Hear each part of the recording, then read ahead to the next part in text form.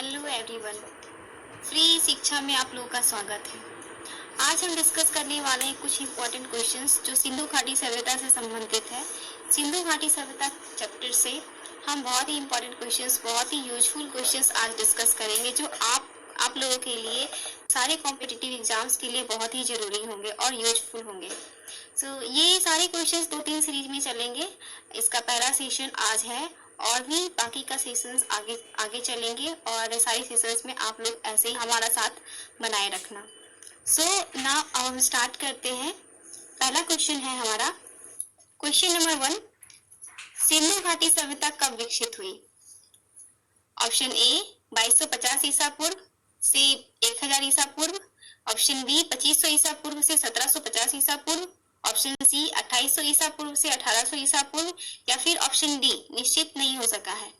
Friends, इसका right answer है option B 2500 ईसा पूर्व से 1750 ईसा पूर्व।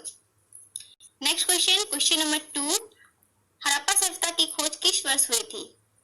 ऑप्शन ए 1901 ईस्वी, ऑप्शन बी 1921 ईस्वी, ऑप्शन सी 1935 ईस्वी, या फिर ऑप्शन डी 1942 ईस्वी। इसका राइट आंसर है ऑप्शन नंबर बी 1921 ईस्वी। हड़प्पा सभ्यता की खोज 1921 ईस्वी में दयाराम साहनी ने किया था। सिंधु घाटी सभ्यता का सबसे पहला स्थल हड़प्पा खोजा गया था, इसीलिए सिंधु घाटी सभ्यता को हम लोग हड़प्पा सभ्यता भी कहते हैं। यह वर्तमान में पाकिस्तान के माउंट गुमरी जिला में स्थित है और यह रावी नदी के तट पर बसा हुआ था। नेक्स्ट क्वेश्चन हमारा है क्वेश्चन नंबर 3, सिंधु घाटी सभ्यता का ज्ञान हमें मिलता है ऑप्शन ए अभिलेखों से, ऑप्शन बी साहित्य से, ऑप्शन सी ताम्रपत्रों से, या फिर ऑप्शन डी पुरातात्विक उत्खनन से। इसका राइट आंसर है ऑप्शन नंबर डी पुरातात्विक उत्खनन से। वहां पर कोई साहित्य या ताम्रपत्र नहीं पाए गए हैं। मृत भांडों पर यानी मिट्टी के बने बर्तनों पर कुछ लेख पाए गए हैं, लेकिन उसे अभी तक पढ़ा नहीं जा सकता है। Next question, question number 4, Harappa कालीन लोगों ने नगरों तथा घरों के विन्यास के लिए कौन सी पद्धति अपनाई थी? ऑप्शन ए त्रिभुजाकार पद्धति, ऑप्शन बी गोलाकार आकृति, ऑप्शन सी कमल पुष्प की आकृति, या फिर ऑप्शन डी ग्रिड पद्धति। इसका हमारा राइट आंसर है ऑप्शन नंबर डी ग्रिड पद्धति।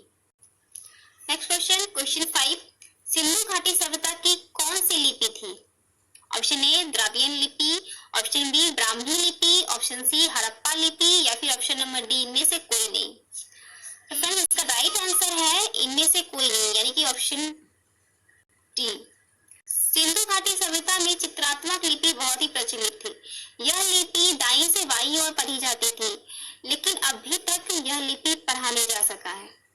Next question, question number 6, Harappa कालीन स्थलों में अभी तक किस धातु की प्राप्ति नहीं हुई है? ऑप्शन ए तांबा, ऑप्शन बी लोहा, ऑप्शन सी सोना, या फिर ऑप्शन डी चांदी। इसका राइट आंसर है ऑप्शन नंबर बी लोहा। अभी तक हड़प्पा कालीन स्थलों में लोहा धातु की कोई प्राप्ति नहीं हुई है। नेक्स्ट क्वेश्चन, क्वेश्चन 7, सिंधु अर्थव्यवस्था की ताकत थी। ऑप्शन ए व्यापार, ऑप्शन बी कृषि, ऑप्शन सी बधिगिरी, ऑप्शन डी चाक पर बनाए गए मिट्टी के बर्तन। फ्रेंड्स, इसका राइट आंसर है ऑप्शन नंबर बी कृषि एवं पशुपालन। सिंधु घाटी लोगों का आर्थिक आहार कृषि और पशुपालन था। सिंधु घाटी सभ्यता के लोगों ने ही सर्वप्रथम कपास की खेती की थी। मतलब कि सिंधु घाटी सभ्यता में ही सर्वप्रथम कपास का उत्पादन हुआ था।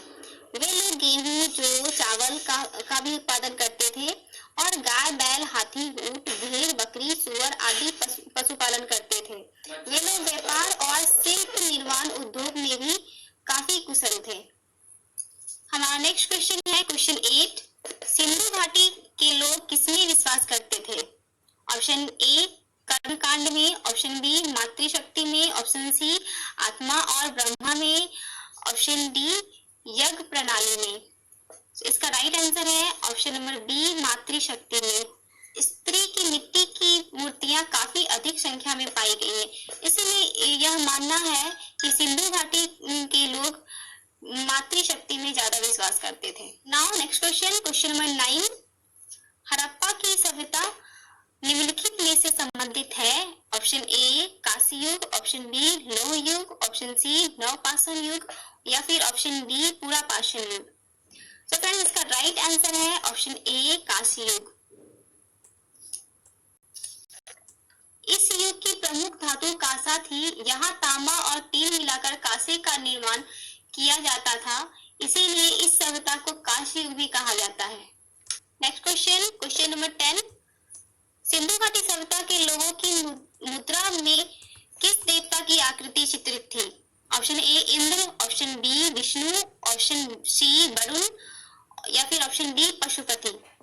इसका राइट आंसर है option number D Pashupati. Sindhu घाटी सभ्यता के मोहर यानी सिक्कों पर पशुपति की चित्र बनी होती थी। मोहन जोदड़ो से प्राप्त एक मोहर पर एक चित्र बना है जिसमें एक पुरुष ध्यान मुद्रा में बैठा है, जिसके सिर पर 3 सिंह है।